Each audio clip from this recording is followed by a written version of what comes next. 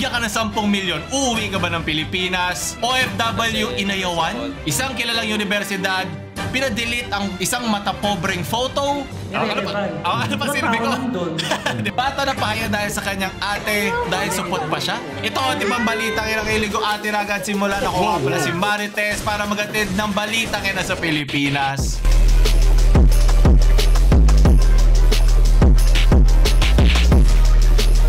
Unang balita kina, nakita ko tong statement ng isang organisasyon sa Universidad ng Santo Tomas kung saan isang photograph ng CICS students or College of Information and Computing Science ay napicturan sa harap ng 7-Eleven. So nasabihan sila ngayon na tanggalin yung photo na to kasi na napagtitripan at nababash online yung mga nasa photo. So naisip ko, ano bang offensive dyan? So napaka big deal ba niya? So tinignan ko, ano bang panlalait, anong pandudura sa pagkatao ang ginawa sa photo na to para maging sobrang OA at grabe sa OA itong pagtanggal na to. So nirectify na daw nila at tinanggal na nila. So nakita ko yung photo.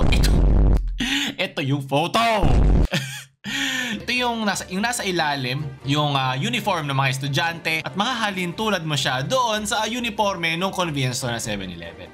So ako mismo, subjectively, ano nakikita mong mali dito? Ang ganda nga ng composition, rule of thirds. Di ba, papasok lang naman, napaka-harmless. Pero isipin mo na lang, gaano ka ba ka-sensitive na isipin mo na lang kung gaano kababaw dapat ang isang institusyon para sabihin mo na itong picture na to ay para ikinahihiya mo yung mga nagtatrabaho sa isang convenience store. Anong masama sa ganyang trabaho? Kasi sabihin, nare-ridicule sila eh. Totoo naman, marami naman taga-kumpa sa internet. Pag tinignan mo ang comment section, makikita mo naman yung mga taong malakas man trip, malakas man lait, edi i-ban mo, edi i-block nyo. Tanggalin nyo dun sa platform. Kasi kung isipin mo bumahayaan mo na ikaw mismo ang nagpapa-apekto at ikaw ang gagalaw para sa mga sinasabi ng mga klase ng tao na ayaw mong nakakasama o ayaw mo narinig yung mga opinion tulad ng ganyan, edi i-block nyo. Organisasyon, institusyon din naman yun. Natataka ako eh. Kung ganito sa kalita bagay, madaling i-delete ang isang simpleng photo. Paano pa sa mga mas malalaking bagay? Paano pa sa mga pressing matters? Diba? Defend press freedom. Paano pa yung mga ganun bagay? Kung ganito kaliit na bagay, kinakailangan tanggalin, 'di ba, sa public eye kasi ayaw na isang institusyon. Gaano kababaw ba dapat ang pag-iisip ng isang tao para nga tama, kaysa masaktan tong mga estudyante ng CICS, tanggalin natin yung video. Bakit hindi natin i-correct na anong masama sa ganyan, 'di ba? Ito meron tayong panayan no mismo advisor nila at nag-resign din yung advisor ng organisasyon na yun. Ito galing to sa The Flame. Ito yung kanya masasabi. Emphasize that na I was there as advisor. I was tapped to be advisor of the organization. Ito yung advisor ng Tomasino Web. Supposedly to guide all members of the organization, especially the core, yung mga may position, no? And especially in major decision making like this. And we stood up by our decision not to take down the photo. And when kasi syempre nagkakaroon na ng traction yan, makikita mo, ting ting ting ting, nagtutunog na sa notif yan, di ba? We were forced to have it taken down and wala na kami nagawa. I felt powerless. My being an advisor parang wala lang. Irrelevant. Ano pa sinabi ko? Di ba? Kung may nag-decide ng iba for us, di ba? Tama. So I'd rather leave to preserve myself. Yung dignity mo. And being a journalist, tama. Ito I want to emphasize this, no? And I'm sure all journalists will be able to relate to me. Natapakan yung pagka-journalist ko rito. I was there, public the naman, advisor diba? of the organization, a media practitioner na magagamit ko sana yung practice ko sa media industry to guide and mentor yung mga hindi lang naman tinuturo sa journalism kumuha nung ano yung susunod na balita eh. Tinuturuan ka din, dapat ba tong ilagay, dapat ba tong sabihin, dapat ba tong i-share sa ibang tao, kasama din yun. Kaya nga, kasi naglalaro tayo ng sulot o sukot kasi diba may mga cringe talaga na bakit mo pa to pinost? May mga ganun na matatawa ka lang na tama, wala nga sa batas, pero ang ilalaga mo dito ay yung social responsibility mo bilang may kapangyarihan na may following, may nanonood sa'yo, pinapakita mo online, alam mo pwede kang makasira sa buhay ng isang menor, hindi ko pwede sabihin kasi yung mismong word. Adding journalists na nasa Tom Web, tapos biglang mangyayari yung ganito. Censorship, And so censorship is a form of control, no? Kung may ibang magko-control sa organization, katulad nung nangyari, Tama. ano pang silbi ko doon? Hindi aalis na lang ako, di ba? I'd rather leave. That's why my decision to resign.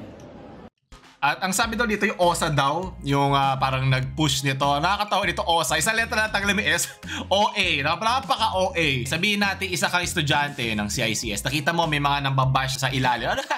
Buka ka na ba nagtatrabaho sa 7-Eleven? Ano masama doon? Ano gusto mo, politiko na nagnanakaw? Yung ba yung mas gusto nyong itsura? So mas pinapakita ro na mas nagsaside sila doon sa mga taong ganun mag-isip. Diba?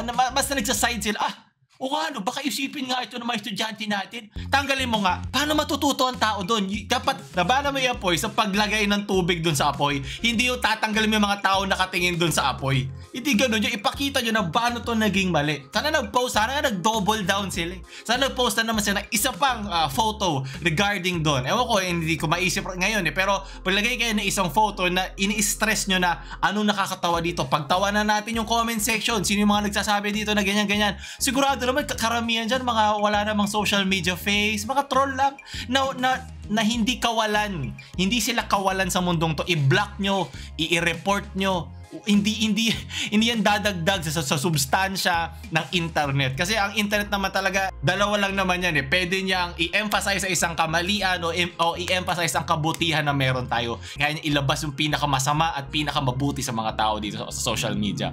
Sobra ayoko lang yung decision dito na naisip ng institusyon na aking kinabibilangan, isa akong alumni dyan na hindi itong tinuro sa atin. Sana naman, porket 1611 tayo nagsimula, ay hindi ng 1611, yung mga values na ating pinapakita. Ang gusto ko lang naman ay mas progressive tayo at mas maintindihan natin na walang masama kung nagtatrabaho ka kung saan. Ang importante ay nagtatrabaho ka ng marangal. Nagtatrabaho ka na walang tinatapakang tao. Pero nangyari dito, yung mga klase ng comment, mga klase ng tao na tatapak ng ganun tao, mga mata pobre, kumbaga, ay mas nagsaside tayo sa kanila. Kasi, ibig sabihin pala nito, kaya mata pobre. Buti so pag pala nagko-comment ako ng babasyo online, mas naapektuhan yung mga taong kinokomentan ko. Dapat pala doblein ko pa yung panlalaki ko sa social media. Dapat pala mag-comment ako sa iba kung makikita na makitaan ko pang pwedeng laitin. Lahat pa ng kinokomentahan namin dito, naapektuhan sila. Isipin mo yun, isang institusyon, napadown natin yung picture dahil sa atin. Nakatalikod naman, di ba? Hindi na makita itsura ng mga estudyante. Yun yung hindi ko maintindihan dito. So, sinabi nga rin mismo ng The Varsitaria nung in-email daw nila ang Philippine 7 Corporation. Sa mga di nakakaalam, ang Varsitaria ng official student publication ng University of Santo Tomas. At sinabi dito ng isang nonchalant 7-Eleven na we have no comment on this matter. We remain focused on providing convenience to our customers. So, di ba papansin mo na non-issue to at OA lang ang OSA, Office of Student Affairs ng UST. Maganda tong non-rebuttal ng 7-Eleven na bakit kailangan gawing issue to at kung bakit kailangan pansinin to ng mismong OSA na lalo lang tuloy pinalaki ang hindi naman issue in the first place. So para sila naging mga influencer tulad ko. Sunod na balitang 10 milyon ikaw lang ang 10 milyong piso. Uuwi ka ba ng Pilipinas? Yan ang pinresentan tanong ng isang interviewer sa Australia sa ating kababayan na OFW nurse. Marami sa ating mga netizens ang nainis sa kanyang sagot. Meron na tong almost 1 million views ngayon sa TikTok. Ating panoorin. Ito ay galing kay Zack in Australia. Kung bibigyan kita ng 10 million pesos to move back to the Philippines permanently, wala nang balikan sa Australia, will you take it? No. Kasi first of all, I can earn that 10 million in Australia. And second, the quality of life in Australia is nothing compared to the Philippines. Ang daming sasabi na, take the 10 million tapos mag-business ka sa Philippines. Invest mo daw, Hindi pa pwede. rin. Para sa akin yung healthcare kasi main thing for me Parang grabe, ang dami kong friends, ang dami kong kamag-anak na lumubog sa utang dahil nagkaroon ng sakit at wala silang perang may bayad sa hospital. And healthcare, sakit, it's always there, it's inevitable. We will experience that. Pero dito in Australia, we have emergency departments, we have walk-in centers na libre. So para sa akin, health is wealth, sabi nga nila. So anong mangyayari sa pera mo kung lagi kang may sakit? At least kung dito ka magkasakit, libre. Di naman lagi may sakit, pero kung handa ka ba sa sakit na yun? Nag-comment din siya dito na ang kanyang pinanggalingan ay parang nag-start siya as bilang fish vendor. Nag-earn siya ng $20 per hour, which is 1,000 per hour. Malaki na nga yan eh, di ba ko isipin. Pero iba-iba naman yan kasi may mga sasabihin na iba naman ang cost of living. Complicated naman talaga ang economics, kung paano gumagalaw ang pera. Di mo naman masasabi, to 10 milyon, mayaman ka na. Hindi rin ganun yun eh. So umalma dito ang mga netizen, sabi niya, gano'ng katagal mo pagtatrabaho yung 10 milyon mo? May iba na magsasabi na sa ibang bansa kasi ang tax na binabayaran ay ramdam ng tao. Sa Pilipinas, hindi masyado. Yung kuya ko siya, sita nagkasakit. Ang findings sa Australia, tubig sa baga. Di nila mapagaling, umuwi ng Pilipinas para magpagamot. Well, yung mga ganito naman kasi, ito pa isang just my insurance. Grabe naman. Una-una, hindi naman lahat covered sa insurance. At pangalawa, mas maganda ang makukuha mo siguro mga serbisyo o makukuha mong kalakip sa insurance mo kung siguro ang nagmamanage ay ang gobyerno. Example lang, kunyari, sa SSS. May cut yung kumpanya mo dyan, diba? Sa insurance, so ikaw mismo ang nag-apply, ikaw ang maglalabas ng perang yun. Hindi yun kasing dali kumpara kung tinutulungan ka, hindi naman ng gobyerno, pero nung mga tinatrabahuhan mo. Kasi dagdag yun sa iisipin mo kada buwan. Pangalawa pa, ang mga sakit na pwede mo makuha ay sobrang random. Paano kung hindi ka handa? Kaya kuha lang kita 1 milyon ngayon. Meron ka ba emergency? Meron ka pa bang pera? Kasi sabihin natin 1 milyon na yun ay para sa sakit. At mga malalubhang sakit. Sakit sa puso, sakit sa baga, sakit sa lumalagpas sa 1 milyon yan. Hindi isang bagsakan, pero yung cancer, di ba? Tawag ko lang, mga cancer sa lipunan. Hindi mga cancer sa lipunan, pero cancer na sakit, nag-accumulate yan over time. Hindi lahat ng tao handa sa ilabas yung ganun kalaking pera. Saan ka umaasa? Sa mga plataforma nilalabas ng ating gobyerno kasi kinukuhanan tayo ng tax nun para ibigay yung serbisyo na yun na mas mahal sana kung kanya-kanya tayo. Kaya di mo masasabi dito yung insurance lang. Depende rin yan sa edad, depende sa kakayanan mo, kung gaano kalaki kaya mo agad ibagsak kada buwan, di ba? May mga iba-iba, meron dyan seasonal, meron naka-lock-in na, napaka-complicated niya. At para sa mga tao nagsisimula pa lang sa insurance o umaasa lang na magtatanong sa ibang tao na na-experience to, iba-iba din yung pwede mangyari sa kanila. Kaya mas maganda sana kung meron nagmamanage sa ganyang bagay, tulad sabihin natin na mas tulad ng gobyerno, para tulungan yung mga nagtatrabaho sa kanila. Ito, sabi nga ni Maxil, sa ibang bansa, kasama na to sa taxes mo. Meron din naman tayo dyan to a degree. Di ba? Ito ba sa mga pag-ibig, di ba? Mga health loans na tinutulungan ka. Pero kung iisipin ako sa anecdotal kong experience, magaling yung mga tao pero hindi maganda yung sistema. Parang luma, parang hindi siya efficient enough. Kasi kunyari, example lang, merong, hindi ko lang siya sasabihin yung mismong sangay ng gobyernong to. Kasi para i-apply nyo na lang siya hindi bilang ebidensya, para i-apply mo na lang siya sa sarili-sarili nyong experience sa buhay. Hindi lang nakapaghulog ng 3 buwan ay hindi na agad nakuha yung 10 taon, 5 taon yung kinat sa kanyang SSS or yung kinat sa kanyang mga premium. So, magtataka ka dito, bakit sa 3 buwan yun hindi man lang ako nabigyan ng leeway? Ganun ka strict? Di ba nga yan, mga do or die ba mga sakit? So parang hindi ka inaalagaan enough pa dito. Hindi rin naman tama i-compare yung ating system sa ibang mga bansa kasi iba rin naman ang kanilang pinanggalingan, iba rin naman yung rules and regulation at yung oras para ma-perfect nila kung nasa na tayo ngayon. Pero sa current state natin, naiintindihan ko ba't umaalis ng bansa ang mga tao para guminhawa ang buhay nila. Alam naman natin yan. Nagpapasalamat na lang ako kung may nakuha man tayong kagandahan sa pandemic ay hindi na kailangan umalis ng bansa para lumayo sa kanilang mga pamilya, sa kanilang mga mahal sa buhay para makuha yung financial stability na hindi mo makuha sa simpleng pagtrabaho lang dito sa Pilipinas, yung simpleng 9 to 5 na job. Sinabi nga rin sa trade.gov na hating-hati yung mga klase ng public sector sa private sectors. Mas equal yung quality ng medical treatment sa mga private sector kumpara sa mga public. Mararamdaman mo yung difference sa mga public sector na talaga nababantayan ng barangay sa hindi. Kaya nga diba uso sa ating mga albularyo, uso yung papagamot yung kanilang cancer o yung kanilang sakit sa tuberculosis sa mga albularyo, sa mga cabbage, sa mga durog na cabbage ay saksok sa ilong mo, tapos dadasalan ka, sisigawan ka ng tatahulan ka sa mukha mo. Kaya nauuso yun Kasi ang dali lang Diba? Hindi ko kailangan maglabas ng ganong kalaking pera. Hindi ako makikipag-usap sa isang doktor na nag-i-English. Hindi ko nga naiintindihan ano yung sinasabi mo Ano na to Hindi lang to parang medical na problema. Parang patong-patong to na factor ng corruption at poverty sa Pilipinas. Hindi masama pagtuunan ng pansin yung mga ganitong bagay. Kasi gusto naman natin mapabuti sa lahat, diba? Pero kung pahayaan mo lang na sabihin na, ay ano ba yan? Hindi mo muna pagbigyan. Ba't napagbigyan ba yung mga taong namatay kasi hindi sila naalagaan dito sa kanyang bansa? Nagtrabaho na matagal, tinamaan ng sakit, hindi nakakuha ng magandang loan or medical treatment. Di ko alam ano yung term sa mga ganun, yung parang babayaran muna beforehand ng gobyerno or mga sangay ng gobyerno o ng kanilang kumpanya dahil hindi efficient yung pamamalakad dito. Bakit mo pagbibigyan yung ganong wala namang muka sa mukha ng mga taong naghihirap at namatay na mahal mo sa buhay kasi hindi naagapan, kasi hindi agad dumating yung pera o hindi na-approve sa kung anumang insurance o kahit anuman? Hindi ba natin deserve yun? Hindi ba natin deserve mahalin ng ganon sa tagal nyong nagtatrabaho para sa Pilipinas? Mahal ko naman ang Pilipinas, pero mahal ba tayo ng Pilipinas? Yung leading causes of death nga sa Pilipinas ay e-bike. Hindi, joke lang. Merong mga heart disease, cerebrovascular diseases, neoplasms. Kasi mga itong klaseng sakit, mas kakailanganin mo dito ng magagandang makinarya, mas magagandang mga tools in place, mga facilities, clinics na talagang state of the art. At ito mga state of the art, ito kakailanganin nito ng state of the cash. Kailangan mo ng cash dito para mailabas mo. Ngayon, di ba, sino ang nagpapasok ng pera ngayon? Gaano tayo ka-advance sa mga ganyang bagay? Ito, sinabi sa Future Learn, in general, the healthcare system in the Philippines is of high quality. Medical staff in the Philippines are highly qualified. Kaya nga iba, nagbe-brain drain, umaalis ng bansa. Sabi natin si Mr. Zhao, di ba? Though the facilities they work with are of a poorer quality than those in high-end US or European healthcare institutions. Pagbigyan ba yung mga taong namatay kasi hindi sila naalagaan? Dito yung lack of scope ng medical. Pangalawa ay yung difference ng public sa private medical sector sa Pilipinas. At ang pangatlo ay yung brain drain na napipilitan na lang din. Wag mo na ako simulan sa PhilHealth. Meron pa akong 15 billion, ikaw lang aking gusto. Alam mo, nakalimutan ko na yun.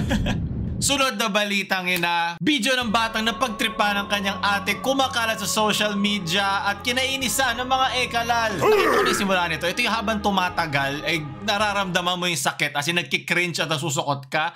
Kaya handaan nyo na ang sarili nyo habang pinapanood natin to. Ayoko! Dali. Tingnan.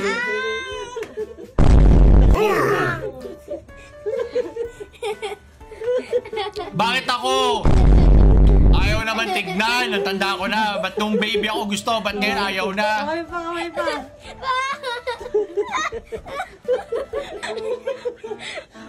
Matingin.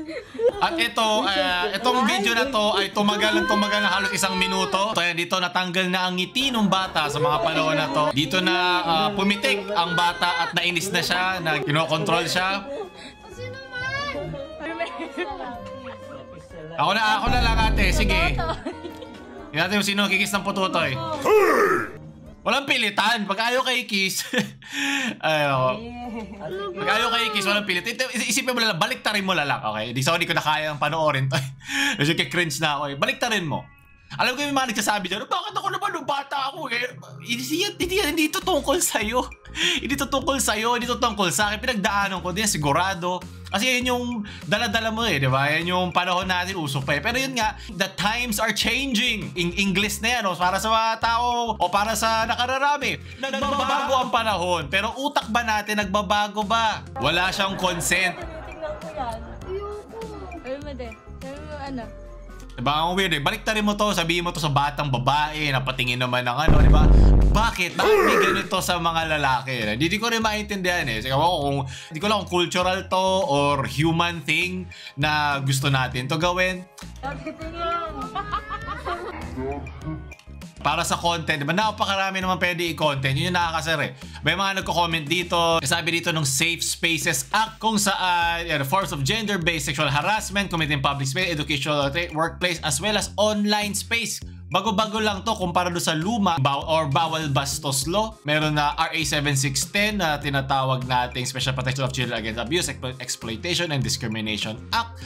Siguro itong Safe Spaces Act ay mas in-depth sa ating online, diba? Online forms ng harassment na tinatawag. Pasensya na, kailangan ko palitan yung wording para mas malayo ang marating nitong mensahe na to. Sila ko to narinig na matagal na naman nag-geto eh. Nag-geto rin naman tayo. Wala naman nagbago sa atin. Okay lang yun. Noon yun eh. Sige. Pero sirain na natin yung cycle. Tapusin na natin yung ikot ng cycle na to. Kasi nag-evolve naman tayo, di ba? Nagkakaroon tayo ng mga mas lumalawak ang ating kaalaman. Wala naman tayong access sa internet. Di natin pinopost. Di ba? Yung ating mga menor na mga kaibigan o menor na mga nakapatid. Kasi alam ko kailangan ata member of the family ang mag-report eh. Kasi mahirap din naman i-prove sa korte na nagbibigay ng mali siya yung mismong pamilya niya. Kasi di ba, it starts at home eh. Nasa bahay, nagsisimula matuto ang isang bata sa pagmamahal. Di ba? At ngayon, sana pati sa consent or pati sa kung ano-ano pang social precautions or social responsibilities na meron tayo sa isa't isa. Kasi dito, kung iisipin mo, sa both sides dun sa batang napagtitripan, side naman to ng mga nasa video na ate at kuya,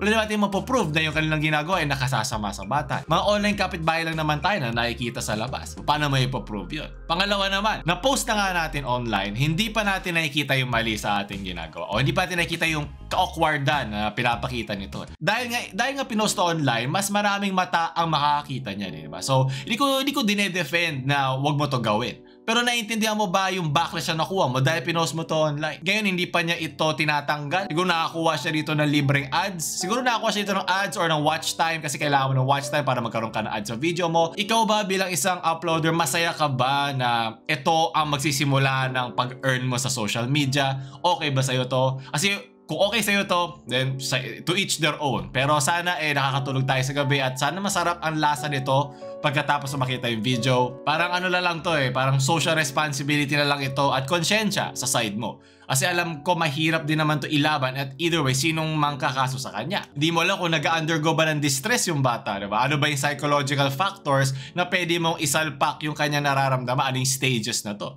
Kasi minsan yung epekto nito hindi naman outright, hindi naman bigla-bigla. Minsan magmamanifest yan years and years into the future.